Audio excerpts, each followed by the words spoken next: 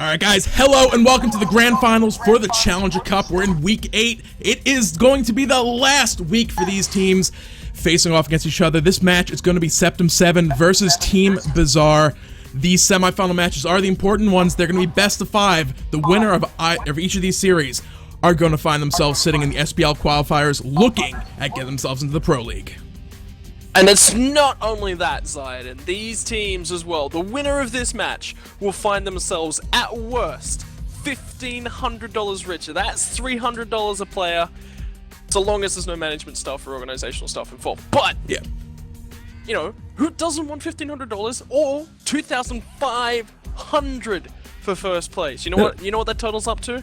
I know your math is dodgy, so I'm going to do it for you. $4,000 between our first two place teams in the EU Challenger Cup. P's and B's, the picks and bans, whatever the heck you want to call them, Zayden. Man, this is game number 1 of a best of 5 series.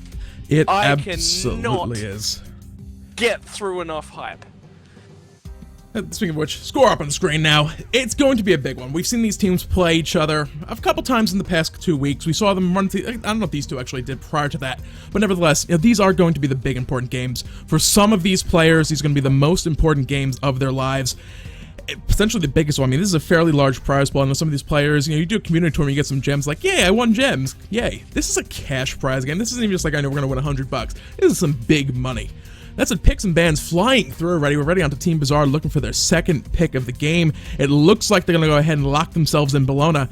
Sylvanus was actually first picked here, and we haven't even kind of mentioned the fact that just a few days ago, Smite was pretty much turned upside down on its head. We're going to look at that a little bit more in-game, but the picks and bans phase here, I'm expecting to see some different stuff coming on out. You can see already Sylvanus, Athena back to party supports. Neath, so far, nowhere to be found. They just locked on in Apollo and Agni. I mean, there's going to be a lot of changes these teams are going to be looking to work around today. And I imagine they had to have been doing a lot of practice and a lot of work to make sure they're ready for this, but still, 4 days on the live servers to go into new patch for the Grand Finals is a little bit of a big ask for these teams. Oh, it's a huge ask, man. And when I saw that the patch was going to be landing this week, I was like, okay, that's going to be rough. It's going to be 100% rough. It's going to be rough for us as casters as well, because we've got very little to work off the back of. But as well, on that note, these teams have to be playing in the SPL over the course of multiple patches if they're going to get there. Yep. They have to learn to adapt over every single week they're going to be playing. So teaching them to adapt now is a very good strategy. But not only that, they've got a best of 5 set. This is, if you're going to make a patch, and it has to be for a finals weekend, best of 5 is the best scenario that you can go into. So you've at least got to, you're able to feel out what the other teams are doing, what they're going to be doing with back camp starts, buff camp starts, everything around the map, because there are multiple configurations here. Mid camps can be done. Very unlikely that we'll be seeing that due to the XP changes to that first set of mid camps. Back camps, highly likely we will see them started, or there is another route that can get you to level 5 at 2 minutes in for your mid laner and mid laner only. So there's a couple of different routes based upon what you build a comp around here. That said, we haven't even touched on anything past Sylvanus being picked up. Yeah, I mean, looking at teams right now, looking like it's going to be more balanced team competitions, sort of what we saw earlier on in Season 2. Apollo coming back out again as well. His wave clear early on is a little bit lacking, but that Sylvanus won't be running into too many issues. Agni, mid lane pickup, always a very safe, kind of stable pickup. No real counter matchups. He's always just it's at worst, Agni has like a 60-40 matchup against an opponent. It's not a situation where he's going to necessarily be losing. He's up against Poseidon. As long as he pretty much doesn't Path of Flames into a Whirlpool, he should be alright at worst in lane. Yeah, absolutely. Though I mean, you know, mobile. He's mobile. He's got kill pressure. He's also got CC. You know, he's got everything that you really need in a mid laner. Your wave clear is basically the only other thing comboed on top of that you're really looking for in a mid laner. He's perfect. Poseidon's a rough matchup for anyone, and it's going to be interesting to see how these mid laners go around, because we can see a lot of play coming out of that Poseidon. And from the side of Team Bizarre, I mean, they can go balls to the wall and they can focus 100% around Poseidon. Remember that mid start that I said gets you to the level 5 in mid at 2 minutes? We could see that. Have these teams prepped for it? I'm like 95% sure if Poseidon hits level 5 at 2 minutes in, there's no way in the world an Agni's gonna stop from dying. Now, I mean, just look at the team comps as they stand on the screen right now as well. It's going to be fairly balanced team comps. Single hunters per team, no more double hunter shenanigans, not even a double guardian coming out. That, however, we could still end up seeing. It's still a viable strategy. There's going to be some odd start potentials coming up from these guys, like you touched on. Mid Harpies, not likely, but a team could still look for it. There could be maybe some other strategies as well that really haven't been kind of the, 4 days into this patch, the meta, quote unquote, is starting to settle down, but hasn't actually like completely firmed up quite yet. There's still some options to play around with how they want to start up. We'll have to see exactly how these teams look to get things underway here in just about a minute, guys. The game is all set and ready to go, so we're going to cut to a quick little break and be back with the match as soon as possible. Alright guys, hello and welcome back. Time for Septem 7 to face off for the first match against Team Bizarre. This is going to be the semifinals for the EU Challenger Cup. And Wait. You need to introduce that again. This is the semifinals for the EU Challenger Cup. You know what's important about that? The winner of this match goes into promotions and relegations. Zioden, get some amp I was into about to kick it up a notch, but then you came in and cut me off. It's Team Bizarre, Septem 7. I believe I'm blowing out the microphone, so I'll stop with this for now. We'll go back to kind of the normal, not blowing out the microphone volume. Let's go ahead and run through these team rosters for the first game. I'm liking this start coming out right now. It looks like Septem 7 are going to try their luck at these mid camps. It's been up for debate whether or not it's worth it right now because the back harpies and the buff camp starts can be just as effective. But if they can sneak this in and still get back to the camps quick enough and get the double buffs, this could be a nice little boosted start for them. Yeah, and before we talk about the exact rosters and whatnot going down for the teams, I have a feeling this is specifically due to the exact draft that they've got. They've got Arachne, they've got Hercules. What does that comp do? By dropping the spiders, you clear the camp insanely quickly, because it's only those two monsters. And well, that's even better. That's even better. That's actually really, really smart. They are not spotted on this one. They're going to be coming up right behind these guys. No vision coming in. Thiefy just caught vision. That one is looking for the Dark Yodi K kill early on. That will remove the speed buff. Driving strike says hello. Los for Cephal gets the first kill and first blood. And that mana buff is still sitting there for them to take if they want to go for it. Wow, that is fantastic. That's a really, really good start. Now, that mid-camp setup was purely because they wanted to go for that first blood. They don't lose any camps. They're still going to get level 2 very, very quickly. Right, now we can return to those rosters, Joden, but that is some fantastic play and some fantastic preparation that's come through this week. Like I said, the rosters are on the side of the screen because there's too much to talk about so far in this game. Left side Harpy camps were picked up on the back rotation from Edicte, the Team Bizarre support. He rotated on over, helped pick those up with Death Panther, getting those kind of one for one of those mid-harpy pickups. The right side buff camps are still up. Darvs are making a rotation over to the right lane as well for Septem 7, helping to secure that mana buff. So the invade from Septem 7 is still very much on. They're all sitting level 3. Steefy Beefy still level 2. And the jungler for Team Bizarre just going in mid lane trying to pick up what he can where he can. Dark Yoda K still sitting at level 2. Yeah, so that's just an absolutely fantastic start, right? That's prep, that's planned, that's 100% coming through from the draft, right? So what we need to do and what we need to see from here is where they transition it into, because Arachne's going to be getting a heck of a lot of farm in this early portion of the game. So, you know, she's going to be hitting that level 5 spike earlier, and that's what you want from an Arachne. She wants early pressure, this start gets it to her. It's also a nice little escape tool as well. One of the biggest issues people have with Arachne is the fact that, well, she's kind of, once she's in the thick of things, if she uses her ultimate as an initiation tool, she will be stuck there. With it up and available, and if she manages to run up to somebody and then initiate through that method, I mean, you have a Sylvanus, you have that Hercules. There's a lot of displacement abilities available for Septem 7 to look to put somebody out of position and kind of get the Pikachu into position as well to follow up on it after the fact. So there's some good play opportunity for these guys. It's just a matter of how well can they look to make use of it going to the mid game, because there's not really going to be too much to fight over. Harpies are going to be respawning a little bit here in a few minutes. It's not a case, we're not only grouping up for the mid-Harpies, they're offset by a decent amount. And early Gold Fury, I don't know if we'll actually be seeing any of that early on, because they're not worth quite as much with the patch. No, they're not worth quite as much, and generally early Gold Furies will be 100% dictated by how many hogs you pick up early and how many hog 3s you opt to go for. Fist is actually still, if anything, Fist got stronger on this patch, because you're only missing out on 400 damage, but you're getting a stun for it, right? So it's just so much stronger to be picked up if you're going to be picking up multiple hogs. Combine that with the fact that anytime you hog a buff, the buff itself, not the buff, the objectives between Gold Fury and Fire Giant, when you hog them, the next hog, or any subsequent hogs within, I think it's about 20 seconds, do 50% less damage. So getting 3 hog 3s is not going to secure you a buff. What it does give you, potentially, depending on what sort of style you're playing around, AFK are a very good example of this. If you're objective focused, what it does give you is huge amounts of objective control. Yeah. The team comps as well. Team Bazaar could potentially go without one. Death Panther without Kraken is a huge chunk of damage, is very much like a Hand of the Gods. Wrath of the Gods will do a little bit more damage early game, but late game, that the Kraken will end up doing more. So they don't necessarily have to pick it up, but at the same time, you don't want to be relying on a big burst damage ultimate just for the objective secure aspect of things, because if the enemy team decides, you know what, they just use their Kraken, let's go ahead and fight, you then don't have that ultimate available for the fight itself. And that's where Agni is actually really, really strong in this patch as well, because he can rain down fire and put in random bursts. You know, Hunters are really, really nice for that sustained damage, but you can see that. It's really easy to predict, even if they get one random crit in the middle of it with, you know, Short Blade or something. It's still really easy to predict, right?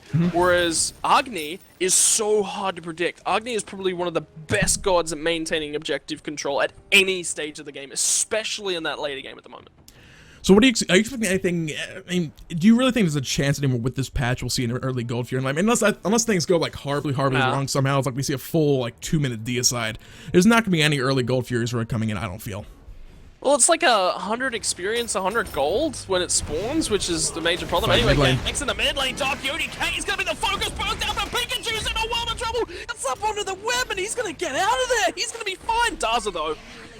Not a great spot. Stuck in the middle of that whirlpool. Will be brought down. Death Panther going to answer back with that one, putting a kill on the board, but evening things out 1-1. First blood gold, however, Septem 7 still going to be maintaining a little bit of a lead. About 700 gold right now on the back of not only that first blood, but also the invades that they've been going for pretty consistently throughout this game. Buff camps on the right-hand side of the map are about to respawn. I'll be curious to see if they look to kind of press that advantage even further, because that's how you get ahead and stay ahead in Smite. You get kills, you steal objectives, and you continue to do so. If they go that route, they could hold into this lead, but at the same time, Team Bazaar, I imagine, are going to be looking to secure those buffs and kind of keep themselves, or allow themselves, I should say, to start farming up their own jungle. Yeah, it's going to be interesting to see how the teams manage the buff timers and back camp timers and how often they're farming back camps and whatnot. I think already we're seeing a lot of focus on towards these sort of back camps, and mid lane can get a lot more of those back camps, but I don't expect to be seeing that because the waves crash together a lot more frequently in the mid lane. Even though they spawn at 30 seconds, it's as soon as they crash together, they're the quickest lane to get the minions down. So mid lane has a little bit more timing to get those, but the side lanes as well, because the minion waves, once you clear them out, because it takes so much longer to get down there, they can actually make significant advantage if they fall behind of these backhands, can get themselves back into the game a lot easier. And we're talking about that golden experience difference, but look at what has happened in the past minute or two. We're talking about a 600 or so gold lead for Septem 7. It is just about evened out right now, and actually it might be Team Bazaar pulling just ever so slightly ahead. Look at that graph. Just on the back of that, the farm coming out, you can see the kill about the 3-minute 50-second mark or so. Since then, it has just been straight up Team Bazaar out-farming Septem 7, getting things back to even in case of experience, putting themselves ahead. Mid lane, you can see a level advantage, with Death Panther about to tick up to level 9 for just about a 2-level advantage in the mid lane. And that's largely down to getting that first blood, killing a wave immediately in mid, and then rotating for left-hand side mids. They went and killed the back camp as Death Panther was coming back through into the lane. He got a red buff as well. It was just the timings of everything right when Daza died. It was just a totally inopportune time. Left-hand mid camps had just spawned. Back camps were coming up right as he got to base. It was just like the worst possible time. The only thing that could have been worse was Gold Fury, but it wasn't able to be contested. So for the point in the game, it was just totally horrible timing, and that's something that's also going to happen in this game. With the jungle changes, deaths are going to mean a lot more as well.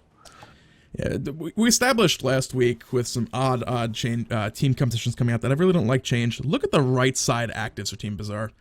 There's still no hog. I'm not a fan of change, and there's no hogs. This doesn't feel right. This is like casual nightmares creeping through the Challenger Cup. It's not right. It's just not right. But they're investing gold for hogs, right? If you're going to pick one up, it's going to be on the support, and it's going to be at a later stage. Athena can get away without a hog. She's got shield walls for a lot of damage. She's got really nice AoE clear with the reach. And this allows her to get into items. She's boots ahead. She's got 1 assist ahead of her lane opponent, but she's boost ahead at the moment. He's already spent 600 gold into his Rage of the Gods. So he's already invested down that path. If they don't want Athena for whatever reason to go on a hog later on, they've got Poseidon. They don't need one. Okay, we got Kraken for objectives. Poseidon then becomes the defendable target. That's totally fine. They can go down that route, and you can get a Shield of the Underworld, for example, and be that really, really nice tank in the front line, especially with the taunt. You can negate an enemy hunter so well. Yeah, so with that, I want to say that's in fact the last pause, so in theory the game will continue on going forward with no more issues after this. Looking at the other items though getting picked up, all kidding about the actives aside, like you touched on pretty well. The Hog, not really necessary pickup early on, given a little bit of an advantage. Athena as well is one of those gods. We see her played in a solo role occasionally. We saw Kiki picked her up in the mid lane, if that happened. Oh, left side, Big Man Tang's impaled back in the wall. Desert Fury coming out. Jojo will pick up that kill onto him. Wrath of Terra just not going to be enough to save his life that time around. Yeah, we see Athena picked up for the jungle, the soul lane. She can do a deceptively large amount of damage as support. Played strictly in the support role, typically she will be down at the bottom of the chart because, let's face it, as Athena, it's not all that often you can actually be able to confirm the damage that you can potentially do. You can as a jungler solo type Athena, but that may not be the case here. We see the Shoes of the Magic coming out, and more damage about to land. Not going to be the taunt into the shield wall. First tick did go off. Pikachu left side, forced to back off, not really able to farm this wave up like she's looking to do. Yeah, and unfortunately, this is one of those scenarios, right, where Ziggox is DC'd and he can't get back into the game for whatever reason. This is just one of those scenarios where you don't want it to happen at this stage. If it's going to happen, you want it to happen in the Challenger Cup, the qualifiers, right, to get to this point. Even last week, last 2 weeks, you know, in the round robins, this would have been an okay scenario. You could have handled this. But on a day where everything comes down to one best-of-5 series, you've done your prep, you've done your homework, to walk in and go, right, we've got one best-of-5 series, we've planned 3 drafts for the first 3 games, it goes after that, we go back to reflex-based drafting and how we feel or whatever, you've planned to have Ziggox there. Here's Godpool. Clearly Apollo fits into that. Have they built a team based around Apollo? Not so much in this game. So they can get away with it if they can get some nice kills, but it's really, really hard to play 4v5. It definitely is. I mean, there's more farm potential on the map if you work it well. The problem is, it's a very small window to actually capitalize on the fact that you're able to condense that farm onto less people and catapult yourself ahead as far as levels are concerned. The problem is going to be they're already slightly behind. Team Bazaar are not going to sit here and let them go ahead and farm this game up. They need Ziggox to get back as soon as possible. Looking for kill left side. Jojo going ahead and just disperse on out and away from the crowd control being thrown down by Big Man Tings. You saw the rotation coming in Death Panther as well as Darza looking to turn them into a big team fight. I mean, that wouldn't necessarily have gone poorly. They did have Pikachu, Dark Yoda, the jungler was on the right-hand side of the map farming at the time being, so it would have been a 3v3. But Transcendence built up, almost fully stacked. There's already a lot of damage coming out of Jojo. Yeah, built up, fully stacked. That's the key part. Well, it's not fully stacked at this point. He's at 35 stacks. He's not fully stacked. Jordan, let's not get ahead of ourselves. 35 does not equal 50. Almost fully stacked. So you're, it's still, right now, it's still the most physical power item in the game, even lacking 15 or so stacks, now down to 10. Any other item, he would not have had nearly as much physical power. So, I mean, he's going to be hitting quite hard. And on abilities as well, it's going to be a lot. Desert Fury, a lot of extra damage. Impale's a lot of extra damage. So, it's not a case of like, oh, you know, Neath with a Heartseeker gets all that damage very, very quickly. Like we were seeing, you know, the Neath Heartseeker everywhere on the map. But it's still a lot of extra damage thrown there. Yeah, you want some attack speed in the mix as well. But to have just the Transcendence early on, you're still going to be contributing a lot if a team fight happens to break out nearby.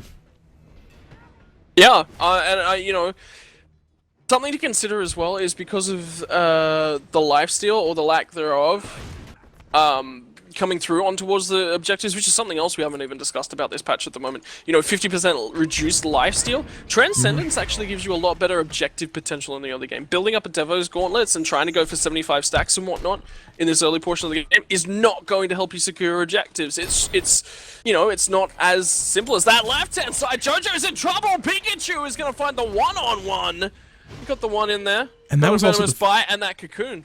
And that was also Defender of Olympus being burned by XK. He popped it. It was channeling, and the Pikachu just found the kill before it was actually able to use the ability completely. Yeah, you're talking about the objective control as well. The 50% reduced lifesteal on the Fire Giant and Gold Fury is a big deal, but the Gold Fury as well with Anhur actually taunt connecting onto the Pikachu, looking for that revenge kill. His Hammer Bash comes down the top of his head as the Kraken from Death Panther will pop up from the ground and secure that kill. Team Bazaar answering back 1-for-1 eventually in that left lane. Objective-wise, though, we're talking about you know, the reduced lifesteal. JoJo, especially with that on her, no more shifting sands, pillars, shenanigans to block the Gold Fury.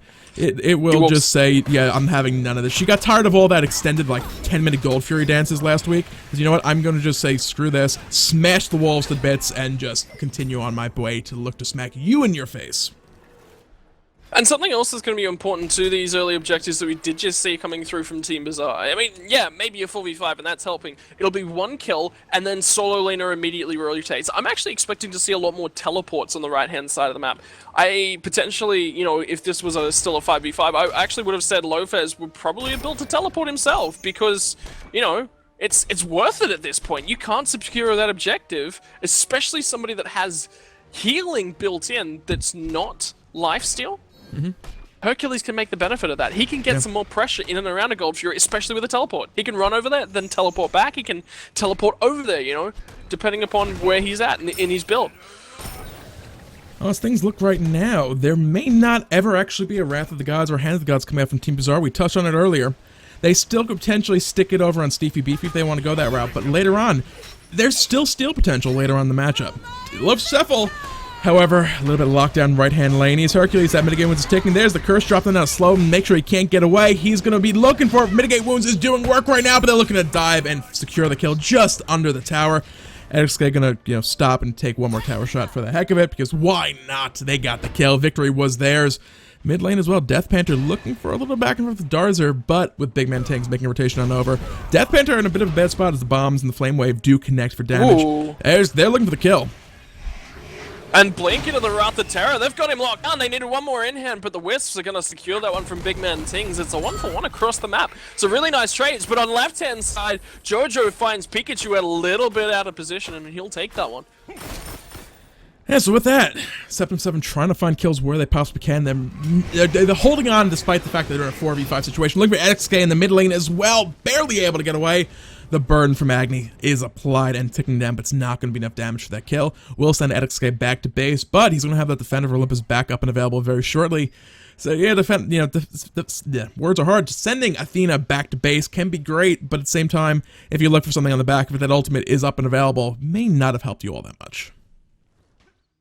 Yeah, at least, they did burn it a little bit earlier, so it is on cooldown for at least a little while longer, 10 seconds. So, she can get the most out of it. But check this out from Nataxi as well. He just farmed up that back camp, and that's a huge chunk of golden XP that he's now picked up. So supports are getting a lot more golden XP around the map as well now, because they're able to rotate, pick up back camps. They're up more regularly. They can find some windows in the middle where they can solo this out, and they can stay on par. The support levels are actually a heck of a lot closer from now on to the rest of the team.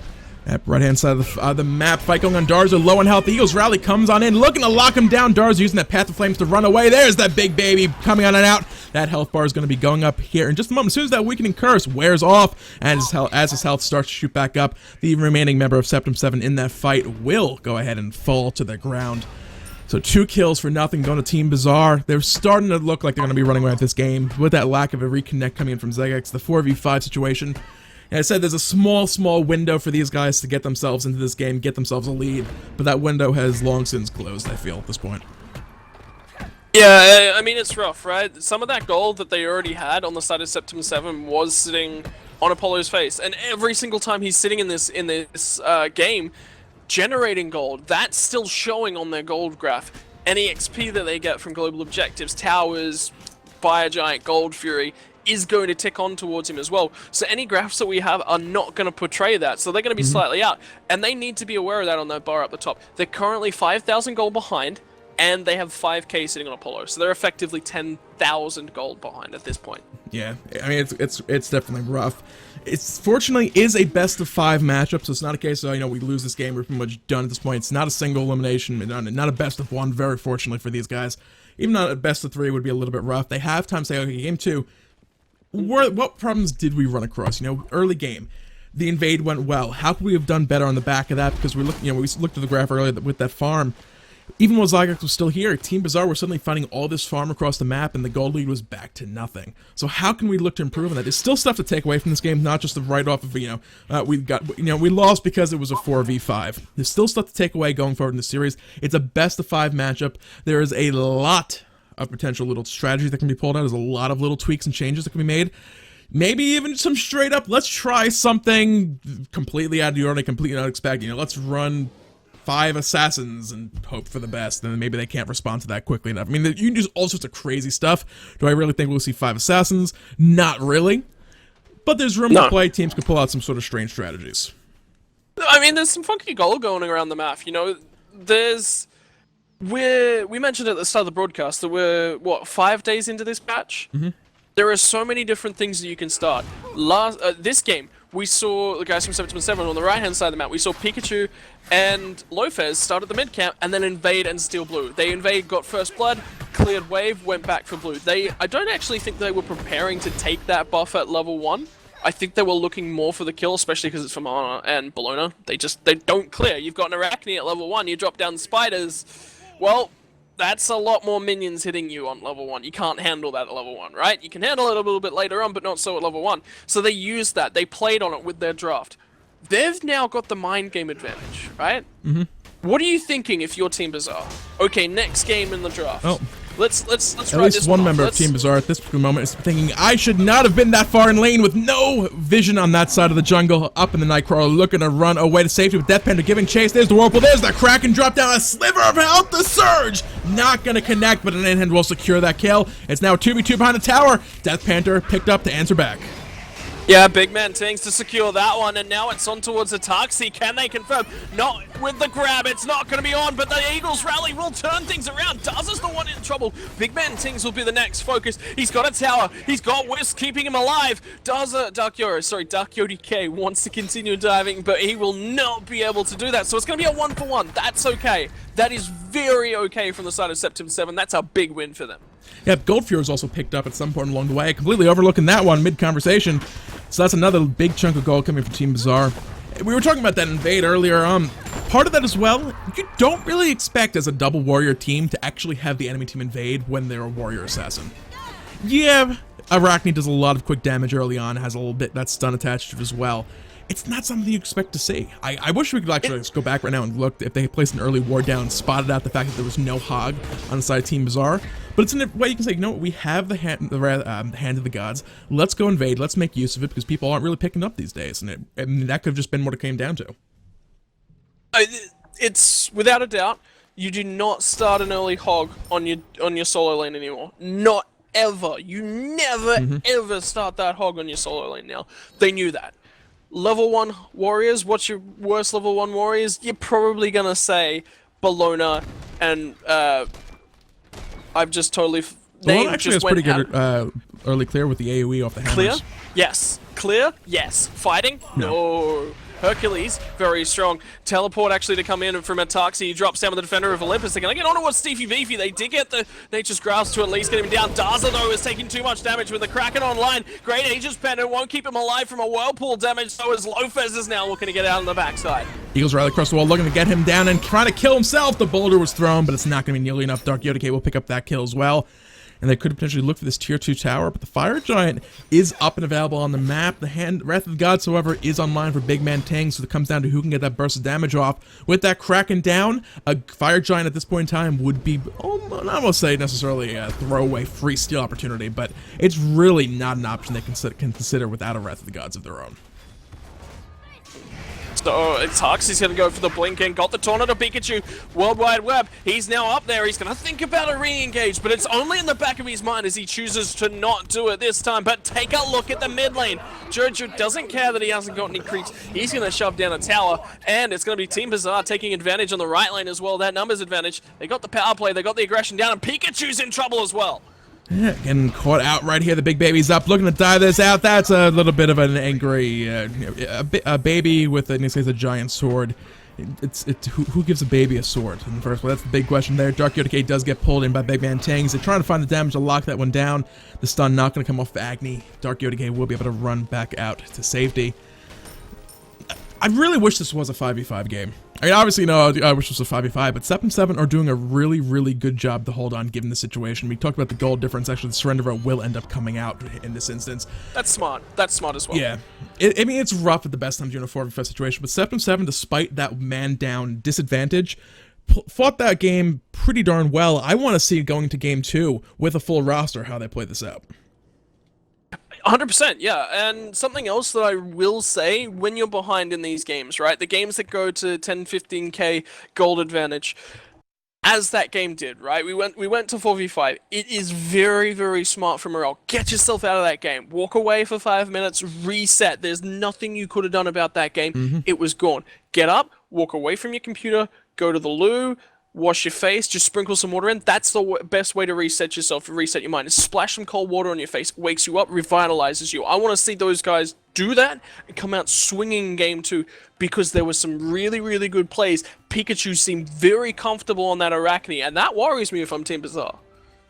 If you take Steefy Beefy off the table, because let's face it, he was up against Hercules, and the 11,000 odd damage he was actually able to throw out over the course of that game was more or less healed straight back up by mitigate wounds on Hercules. Darzer was top damage in the game otherwise, by a pretty large margin. Big Man Tings, 5,000 damage. Everyone else on the team was right there with Team Bizarre despite being in a constant man-down situation. So going into game 2, I really want to see how Septem 7 are going to answer back. They are down 1 game, but this is in fact going to be a situation where It's a best of 5. yeah, exactly. Straight out. This is a best of 5. This is not Septem 7 out. You've got to keep that in the back of your mind. Yeah, there's 2 games now from losing. But guess what?